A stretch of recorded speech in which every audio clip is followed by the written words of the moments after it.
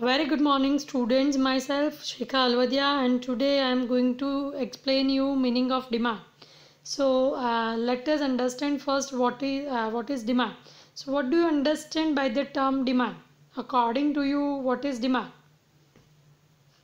So usually you used to ask for many things to your parents, like you demand for, you say that I want bike, you say that I want new bag, you say that I want new shoes, right? So whenever you say that I want this, so in normal terms, in normal language, that's the demand, right? But when we are talking about demand in economics, it is not demand, right? So in economics, when we talk about demand, it is termed as effective demand.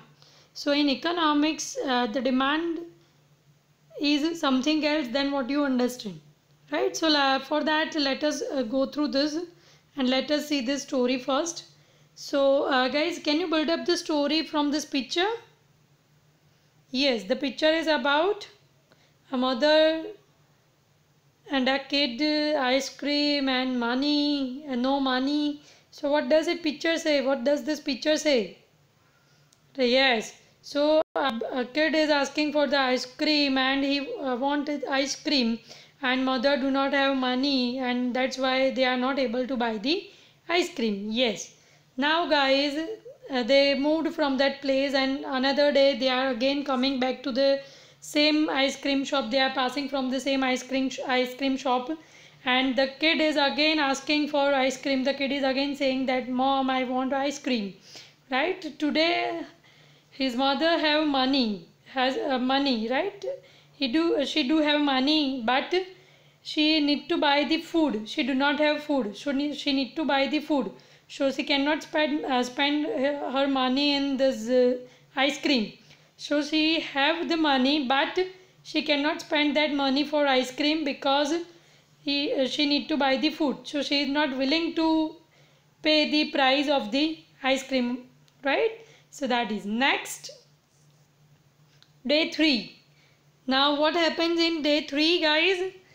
They are again passing from the same ice cream shop. The car kid is again asking for the ice cream.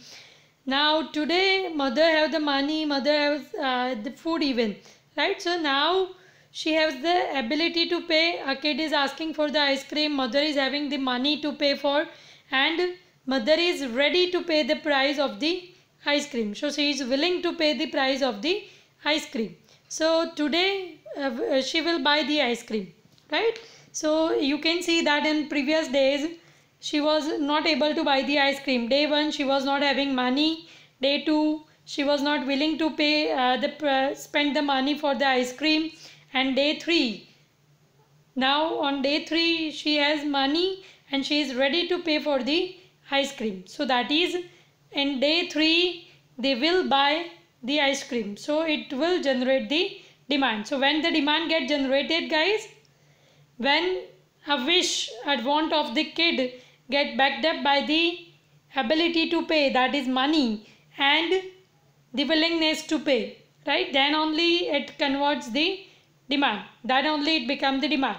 So now let us see that on day 1 it was just the desire for the commodity. Can you remember what was there in day 1?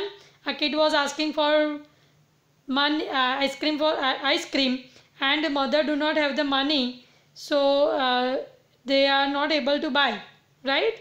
So guys, on the first day desire for the commodity was there, but ability to pay was not there, and willingness to pay was not there, right?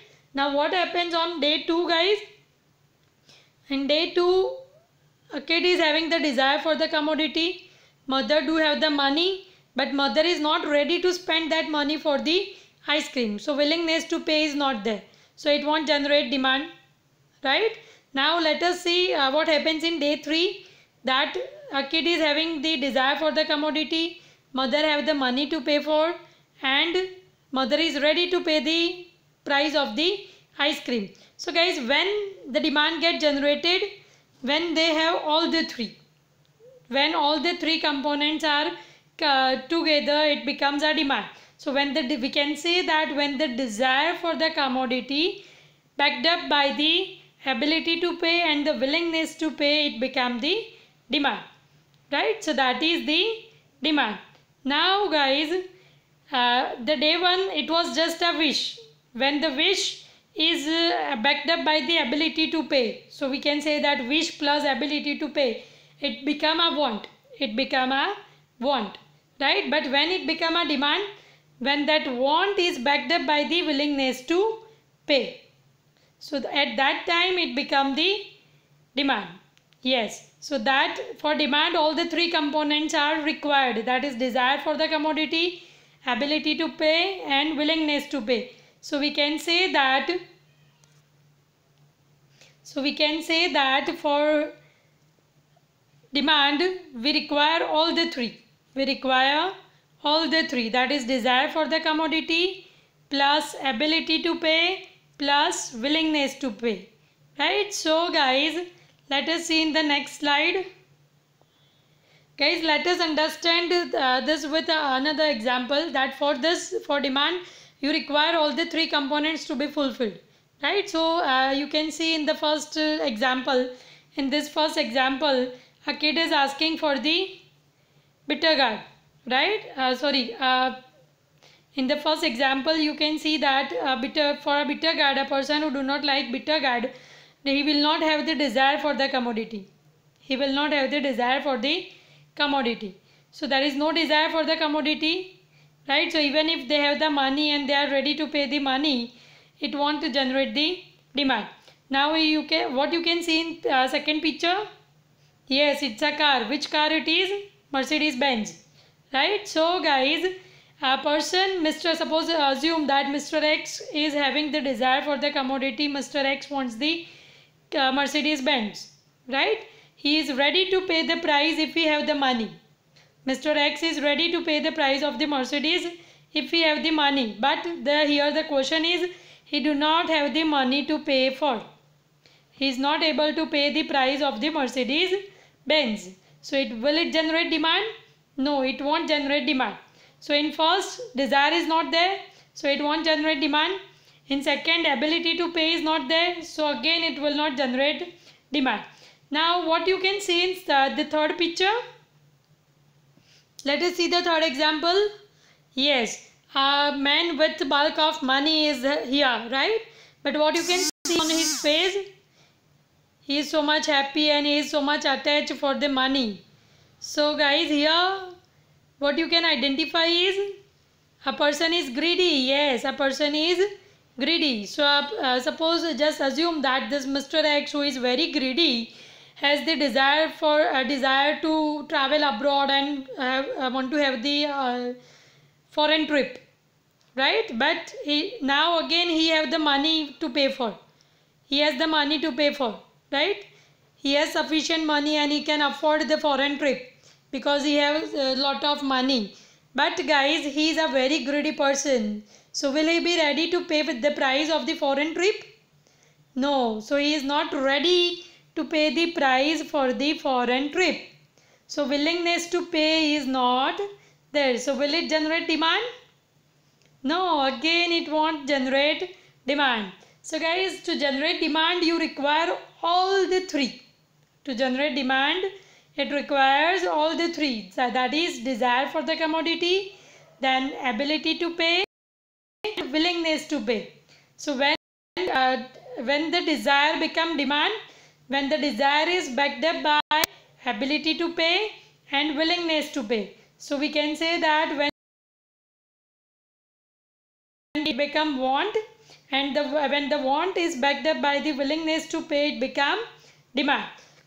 So demand generates only if all the three conditions fulfill. Demand gets generated only if all the three conditions get fulfilled, right? So let us see ahead. So what is demand? What is the demand for the commodity? Yes, demand for the commodity is desire for the commodity plus ability to pay the money in a given time, right?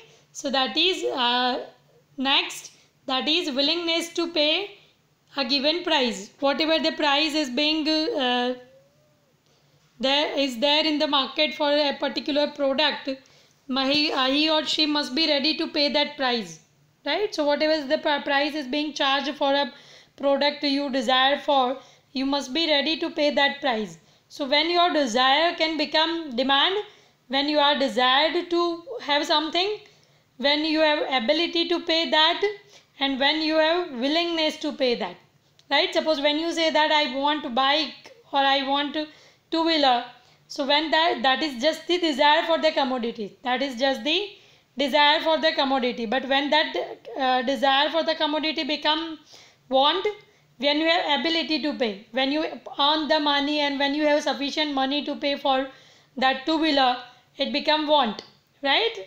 Now guys, your want will become demand when you are ready to pay that price, when you are willing to pay that price.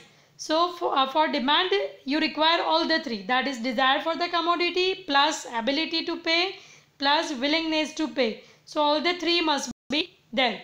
So we can say that when the desire for the commodity is supported by the ability to pay and willingness to pay a given price, it generates demand, right? So in short we can say that when people are intent and able to buy the product, so when people are intending to buy the product, when people are able to buy the product, it generates demand into the market, right? So that is the demand. Next, the term demand, many times it can be defined as the quantity demanded of a commodity per unit of a of a time at a given price, right? So at various time period, at various prices, how much quantity people demand, right? How much quantity people purchase or people are ready to purchase at various prices, and at a particular time point at various prices, how much quantity people are ready to buy, that is called as demand. Clear? So that we will learn this term that it may be defined as quantity demanded of a commodity per unit of a time at a given price.